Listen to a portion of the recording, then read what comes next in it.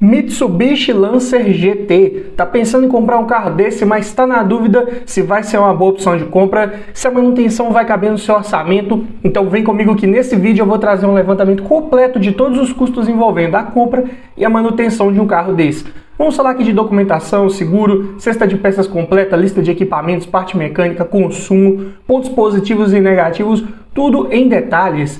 Então se já gostou do tema, não esquece de deixar aquele like no começo do vídeo para fortalecer o canal. Se inscreva se ainda não for inscrito. Eu sou o Paulo Silva e esse é o Bate-Papo Automotivo.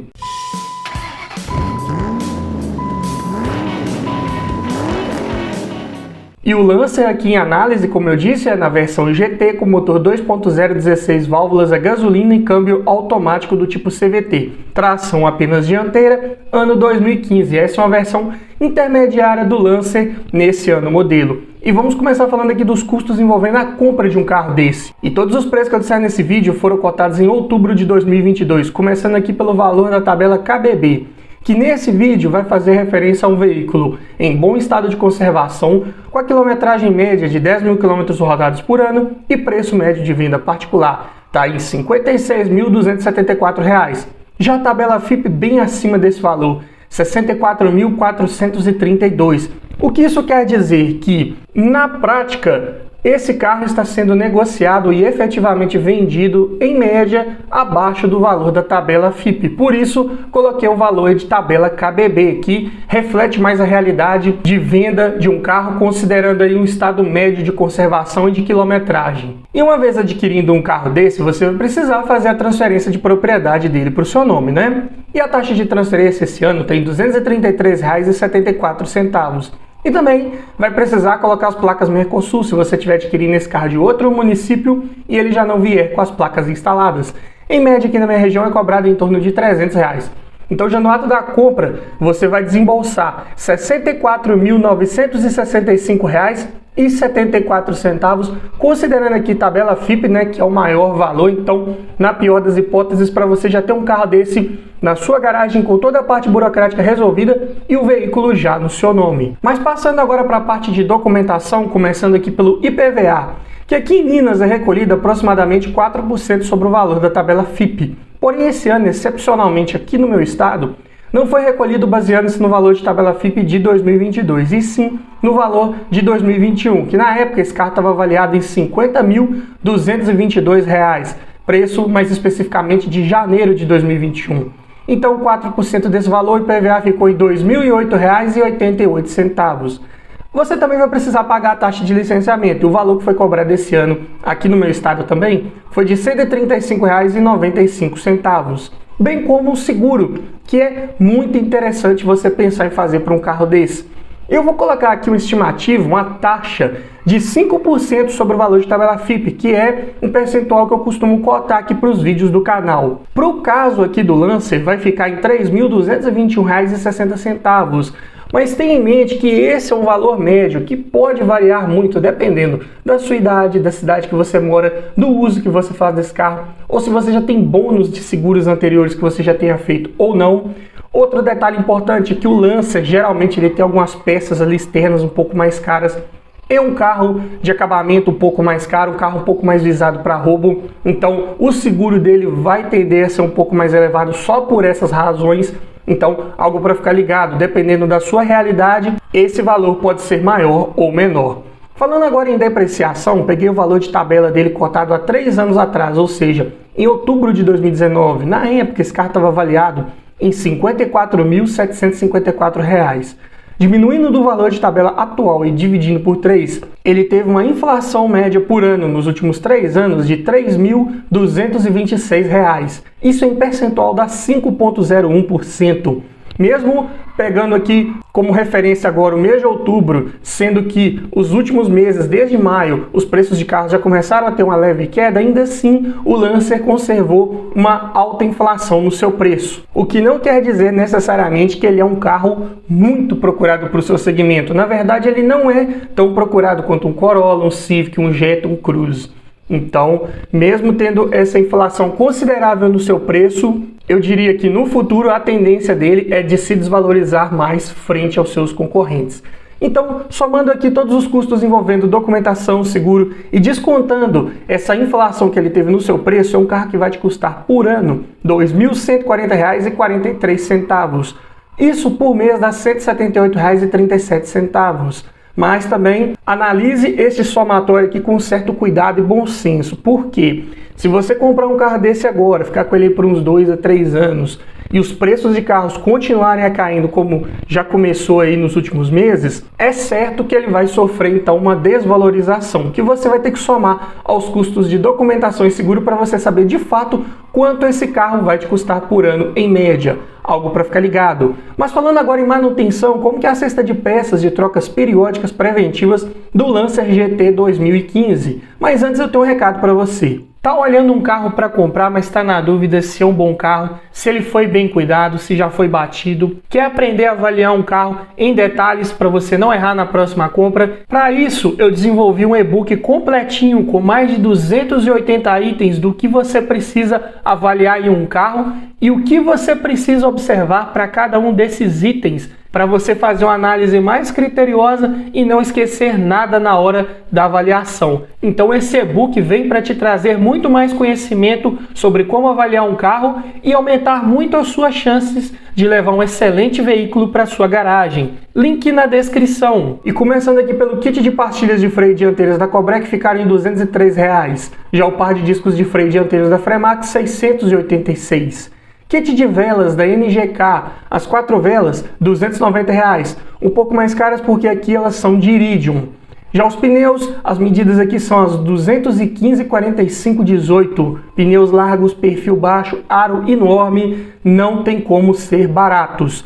Então, encontrei aqui os Michelin Pilot Sport 5 por R$ 3.996, praticamente R$ 1.000 por pneu nesse carro. É claro que você vai encontrar pneus aí de outras fabricantes com preços mais acessíveis, mas serão sempre mais caros do que vários aí de seus concorrentes também, infelizmente. Óleo de motor, especificação aqui da Mitsubishi, é a viscosidade 10W30 e esse motor, né, o 4B11, pega 4.3 litros com a troca do filtro. Então eu contei 5 litros de um Castrol Magnatec semissintético API SN, viscosidade 10W30, ficaram em R$ 225 esses 5 litros.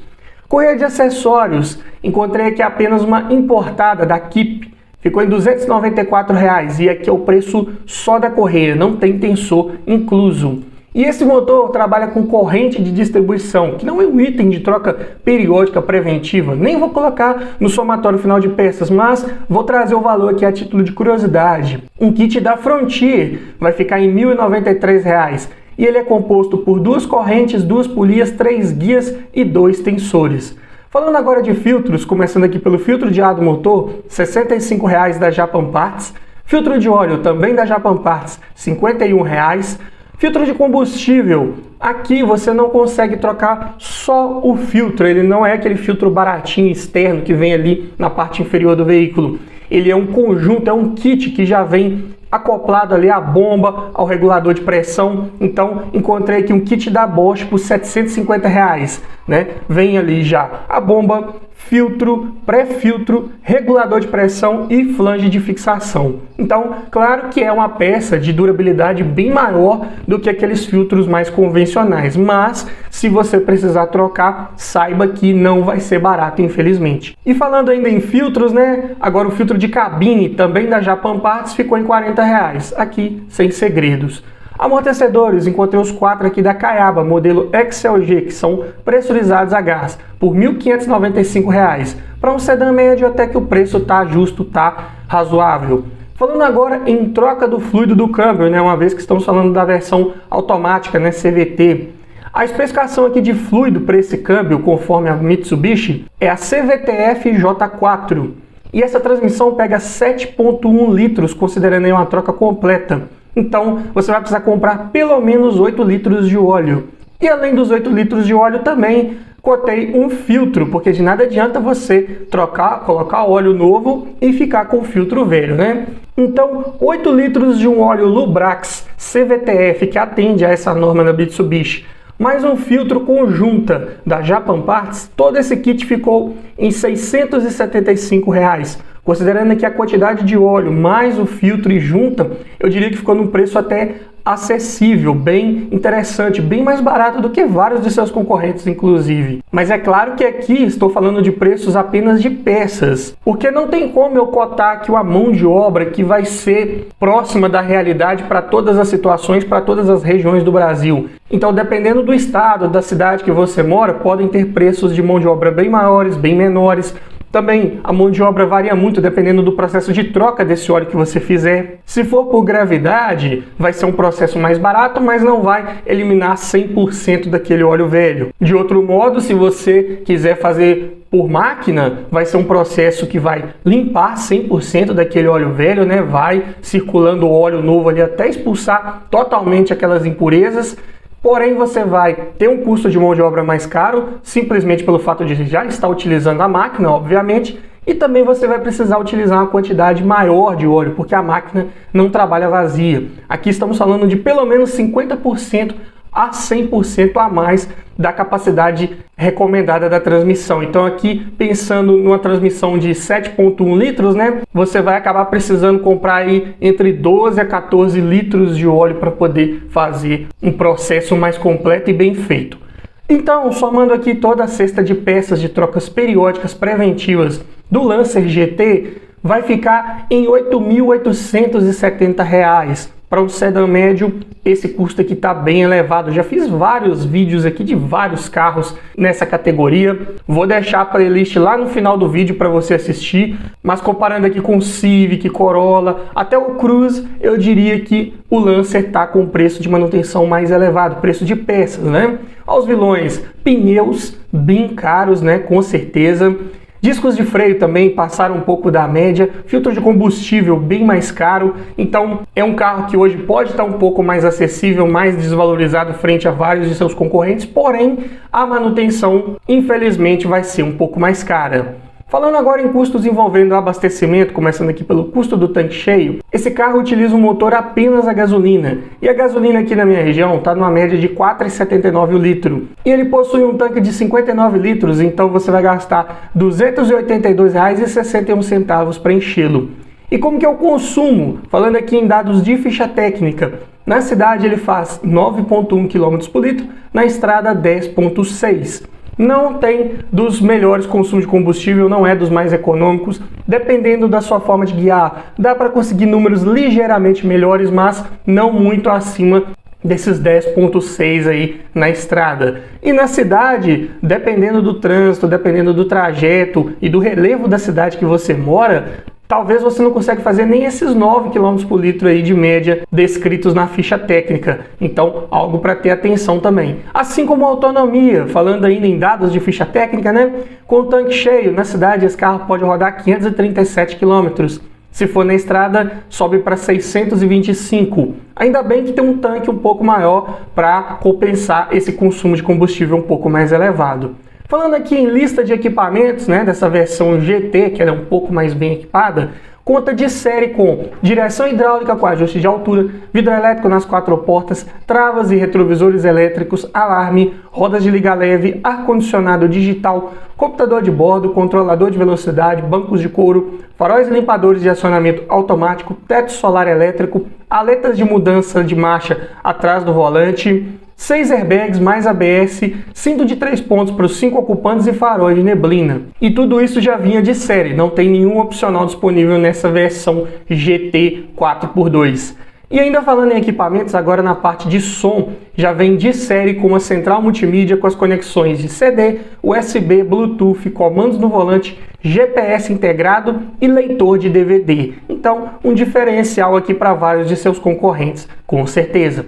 Falando aqui em conjunto mecânico, conhecidíssimo motor aí da linha Mitsubishi, é o 4B11, vulgo NI-VEC, mesmo motor da Outlander 2.0, mesmo da SX, de duplo comando de válvulas no cabeçote acionado por corrente e variador de fase para as válvulas de admissão. Potência de 160 cavalos a 6.000 RPM e torque de 20,1 kgfm a 4.200 RPM. Aqui o torque ele vem no giro um pouquinho mais elevado, mesmo contando com o variador de fase para as válvulas de admissão.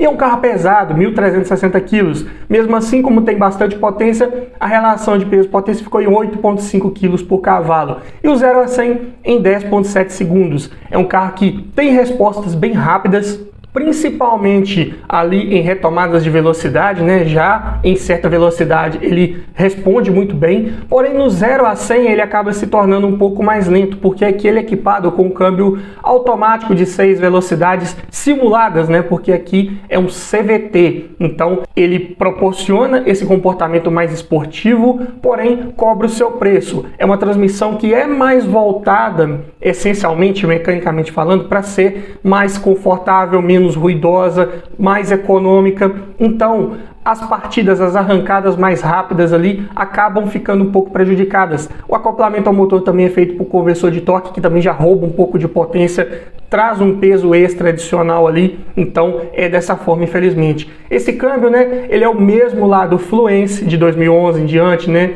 mesmo do Sentra, aqui ele é o JF011E, depois foi atualizado, né, passou para JF015E, mas basicamente o mesmo CVT que vinha com aqueles probleminhas lá de superaquecimento. Vou falar mais disso em detalhes um pouco mais à frente nesse vídeo, mas tirando isso, de certa forma é um câmbio até bem competente, de comportamento suave e bem resistente. Sistema de suspensão é McPherson na dianteira e Multilink na traseira, comportamento exemplar em curvas, passa bastante segurança e bastante desempenho, com certeza. Sistema de freios é disco nas 4 rodas, sendo ventilados na dianteira e sólidos na traseira, e a direção é hidráulica convencional. O porta-malas tem 430 litros de capacidade e conta com bancos traseiros rebatíveis bipartidos e abertura da tampa por sistema pantográfico. Então, para levar bagagens aí de 4, 5 pessoas, vai com certa tranquilidade e ainda com possibilidade de aumentar ainda mais essa capacidade de carga se você precisar. Mas falando aqui dos pontos positivos de pegar um carro desse, o primeiro é o seu motor bem resistente, confiável, é claro, se você cuidar bem da parte preventiva, se você pegar um carro desse também de boa procedência,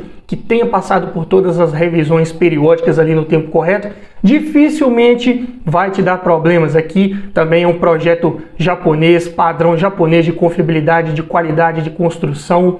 É um carro muito estável a fazer curvas, como eu já falei, conta com suspensão independente nas 4 rodas, além de ter um bom espaço interno digno de um sedã médio, porta-malas com a capacidade legal e tem um design também bem bonito, bem arrojado, muita gente gostou na época, é um carro bem chamativo, até mesmo para os dias atuais. Porém, como pontos de atenção aqui, tem que citar: esse carro tem um consumo de combustível um pouco mais elevado, como vimos aqui em números, não dá para melhorar muita coisa além daquilo. Além disso, como eu falei lá do câmbio CVT, não é? Qual é o problema exatamente aqui? É a falta de manutenção de troca periódica preventiva do fluido do câmbio no tempo correto. Por isso que eu falo, óleo de câmbio se troca ali de acordo com o manual do proprietário. Se o fabricante fala que não precisa trocar, mesmo assim é interessante você considerar fazer uma troca ali, porque não existe óleo vitalício, não existe peça, máquina, sistema mecânico que não vai quebrar, que não precise de manutenção. Uma hora, se você não cuidar, ele vai te dar problemas. E um câmbio automático, sabemos que não é nada barato de arrumar quando quebra, né? Então, não custa fazer uma manutenção preventiva quando vai pegar um carro desse aí. E o problema principal é que, por não fazer essa troca de óleo no tempo correto, esse óleo vai ficando velho e perde a capacidade de lubrificação, de troca térmica, de refrigeração, e o câmbio vai girando ali sem parar, né? Então ele começa a ter um desgaste mais acentuado ali das paredes ali que vão entrando em contato, né? Tanto da carcaça quanto das peças móveis. E essas peças vão soltando ali pequenas partículas, né, chamadas aí popularmente de limalhas. E essas limalhas, elas vão se acumulando e vão circulando por todo o câmbio ali juntamente com o óleo. e quando chega no filtro começa a entupir, ou em alguma outra galeria ali, em alguma válvula, em alguma solenoide que tem uma passagem ali mais estreita, essas limalhas começam a causar entupimentos. E quando acontecem esses entupimentos, o óleo não vai passar, não vai refrigerar esse câmbio e aí começam os problemas de superaquecimento. E na época, até que as montadoras tiveram a solução para isso, né? Instalaram um trocador de calor para poder tentar reduzir essa temperatura de trabalho aí do fluido. Resolve até certo ponto, tanto é que esses Lancer aí, os primeiros, né, que vieram aí dessa geração, né, 2011, 12 ali para frente, até 14, 15, davam mais problema de superaquecimento. Dos 2015 em diante, quando começou a instalar esse trocador de calor já de fábrica, esses problemas diminuíram, né, esses relatos de superaquecimento, mas ainda assim precisa passar pela troca de fluido ali periodicamente. Além disso, é um carro de acabamento mais sóbrio, não tem aquele design interno arrojado, apesar da parte externa ser bem moderna, ser de design bem futurista, vamos dizer assim, mas a parte interna ela é bem mais, vamos dizer assim, clássica, mais sóbria, já não passa tanta esportividade, a não ser o Lancer na versão Evolution, né? Mas aqui o GT ele já é um pouco mais sóbrio, para quem não gosta pode ser um problema. Além disso, suspensão é de comportamento mais duro, mais rígida, não tem muito o que fazer, é um carro para ser de proposta mais esportiva, pneus são de perfil baixo, então tudo isso vai contribuindo para ter menos conforto ao rodar, principalmente em estradas e ruas não muito bem pavimentadas. Falei dos pneus de perfil baixo, né? Vimos aí em números que também não são nada baratos, mesmo se você comprar de outra fabricante, né? Pesquisar bastante preços, vai ver que, de uma forma geral, eles são bem caros. Além disso, o motor não é flex, então você não vai ter aquela versatilidade de poder escolher entre um combustível e outro, dependendo ali da época do ano. O etanol costuma ficar um pouco mais barato, às vezes vantajoso, porém nesse carro não dá para você aproveitar esses momentos. E além disso, ele possui peças de acabamento externas um pouco mais caras, como falei lá no início do vídeo, o que pode acabar subindo bastante o valor do seguro dependendo da região que você mora, algo para ficar atento. Mas me diga você, frente a toda essa análise feita aqui do Lancer GT, você levaria um carro desse para sua garagem? Deixe nos comentários, quero ouvir a sua opinião. E se você gostou desse tipo de vídeo, eu te convido a assistir ao final aqui a playlist que eu vou deixar com vários vídeos nesse formato, para você que ainda está na dúvida entre um Lancer, um Corolla, um Civic, um Jetta, um Focus Sedan, não sei. Lá já tem o vídeo que você precisa assistir para acabar de tirar suas dúvidas e levar o melhor carro para sua garagem. Então vai lá, dá uma olhada que tá legal e tá bacana. E é isso aí. Obrigado por assistir, aquele abraço e até o próximo vídeo.